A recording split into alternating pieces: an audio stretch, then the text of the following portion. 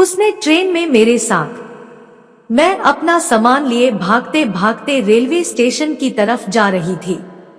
जैसे ही मैं ट्रेन के पास पहुंची तो अचानक ही सामने से एक लड़के ने मुझे जोर से धक्का देकर गिरा दिया और जब मैंने उसे पलट कर देखा तो वो बिना सॉरी बोले बेशर्मों की तरह वहां से हंसता हुआ चला गया। मुझे उस लड़के पर गुस्सा तो बहुत आ रहा था, लेकिन ट्रेन छूटने के डर से मैं जल्दी से खड़ी हुई और अपनी ट्रेन में चढ़ गई। मैंने जल्दी से अपना सामान अपनी सीट के नीचे रख दिया, लेकिन तभी मैंने देखा कि मेरे सामने वाली सीट पर वही लड़का था जिसने मुझे धक्का मारा था। उसको देखकर मुझे बहुत तेज गुस्सा आया कि इसे अभी खरी खोटी सुना दूं, लेकिन मैं अकेली थी। ऐसे में किसी अनजान के मुंह लगना ठीक नहीं है, इसलिए मैंने कुछ नहीं बोला और बाहर के नजारे देखने लगी।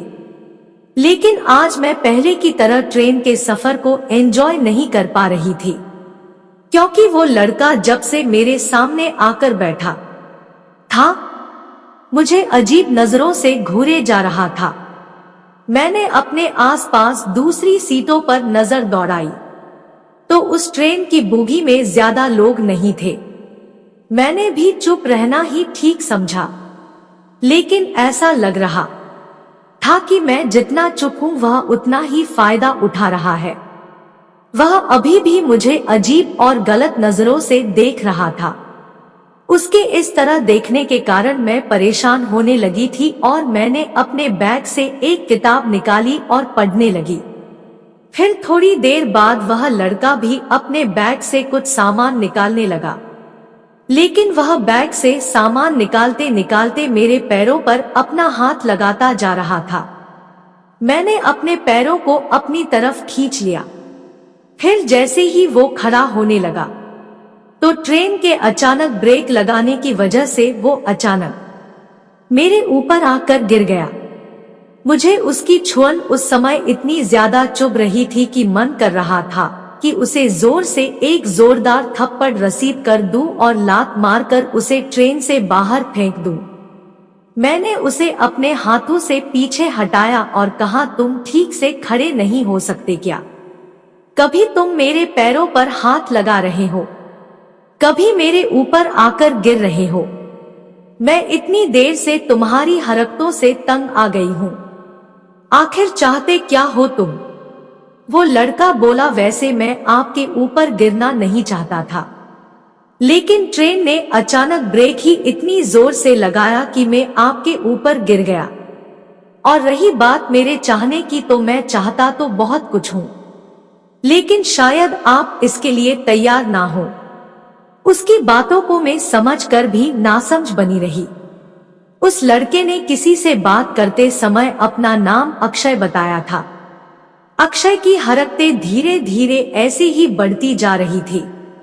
मुझे समझ नहीं आ रहा था कि अब मुझे क्या करना चाहिए, और मैं इस लड़के के मुंह भी नहीं लगना चाहती थी। ट्रेन में काफी सारी सीटें खाली पड़ी थी, इसीलिए मैंने अपना सामान उठाया और दूसरी सीट पर चली गई। दूसरी सीट पर आने के बाद मुझे थोड़ी राहत मिली कि अब मैं आराम से अपनी ट्रेन का सफर तो तय कर पाऊंगी। रात के 8 बज चुके थे। मैं फ्रेश होने के लिए बाथरूम की तरफ बढ़ी तो अक्षय भी मेरे पीछे पीछे चल दिया। जैसे ही मैंने बाथरूम का दरवाजा खोला और उसके अंदर कदम रखा तो अक्षय भी मेरे पीछे पीछे उसी बाथरूम के अंदर आ गया और उसने बाथरूम का दरवाजा अंदर से लॉक कर लिया। मैंने उसे गुस्से में कहा, ये क्या बदतमीजी है, और इतना कहकर मैं बाथरूम से बाहर निकलने लगी। तभी अक्षय ने मेरे दोनों हाथों को पकड़ लिया और कहने लगा, बदतमीजी करने के लिए ही तो मैं यहाँ पर आया हूँ। मैं बहुत घबरा गई। मैंने अपना हाथ छुड़ाने की बहुत कोशिश की, लेकिन उसने मेरा हाथ नहीं छोड़े। अब तो डर के मारे मैंने चिल्लाना शुरू कर दिया। मेरी आवाज सुनकर दूसरी तरफ बैठे हुए कुछ लोग आ गए और उन्होंने बाथरूम का दरवाजा पीटना शुरू कर दिया। इतने सारे लोगों की आवाज सुनकर भी वह मुझे नहीं छोड़ रहा था, लेकिन लगातार बहुत सारी भीड़ बढ़ने पर अक्षय को मुझे छोड़कर दरवाजा खोलना ही पड़ गया। दरवाजा खुलते ही सभी लोगों ने अक्षर को पकड़ लिया। तब अक्षय ने झूठ बोल दिया कि मैं गलती इस बाथरूम में घुस गया था। मुझे नहीं पता था कि इस बाथरूम में पहले से कोई है और मुझे देखकर ये चिल्लाने लगी, बस इतनी सी ही बात है। मैं उस लड़के की हरकतों से इतनी ज्यादा डर गई थी कि मेरे मुंह से कुछ भी शब्द नहीं निकल पा रहे थे। फिर मैंने उन लोगों से कहा कि क्या मैं आप लोगों के पास आकर बैठ सकती हूँ। उनमें से एक आंटी ने मुझे अपनी सीट पर बैठा लिया। तब जाकर मेरी जान में जान आई, लेकिन वो लड़का मेरी पीछे पड़ गया था। रात के करीब 12 बजे के बीच वो फिर से मेरे पास आया और मेरे मुंह पर एक कपड़ा लगाकर मुझे उठा लिया और मुझे लेकर एक दूसरे डब्बे में ले गया। उस डब्बे में बहुत ही कम लोग थे और उस डब्बे के सभी लोग सो रहे थे। फिर उसने मेरी कान में बोला कि अगर तुमने चिल्लाने की कोशिश की तो मैं तुम्हें ट्रेन से धक्का दे दूंगा। उसकी बात सुनकर मैं डर गई और उसने मुझे एक खाली सीट पर पटक दिया और मेरे साथ गलत व्यवहार करने लगा।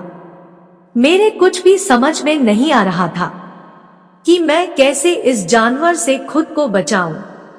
लगातार मेरे हर हिस्से को टच कर रहा था और किस करता जा रहा था। मैं उसके इरादे समझ चुकी थी और उससे बचने का तरीका सोचने लगी और तभी उससे बोली कि ठीक है, तुम्हें मेरे साथ जो करना है आराम से कर लेना, मैं भी तुम्हारा साथ दूंगी।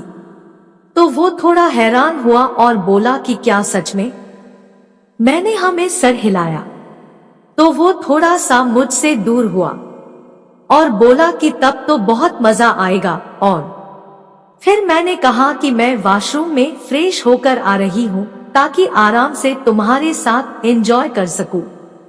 तो वो तुरंत मान गया और मैं वॉशरूम में चली गई। वो भी मेरे साथ ही वॉशरूम के पास आया और बाहर ही रुक गया। मैंने वॉशरूम के अंदर पहुंचकर तुरंत ही मोबाइल निकाला और रेलवे पुलिस को फोन करने लगी और उसको अपनी ट्रेन का नाम, सीट नंबर और नाम कंफर्म किया। कुछ ही समय के बाद रेलवे पुलिस मेरे पास पहुंच गई और मेरे शिकायत के आधार पर उस लड़के को पकड़ लिया और उस लड़के को मैंने पुलिस के सामने ही 3-4 थप्पड़ भी जड़ दिए थे, क्योंकि मैं उससे बहुत अधिक परेशान हो चुकी थी। तो दोस्तों, ये कहानी हमें एक सबक देती है कि अगर आपके साथ कभी ऐसे हालात आ जाए तो आपको अपना होश नहीं खोना है और मदद के लिए कोशिश करते रहना है ताकि आपके साथ कोई गलत व्यवहार ना कर सके। कहानी सुनने के लिए धन्यवाद। ऐसी ही और कहानियों के लिए वीडियो को लाइक और शेयर करें।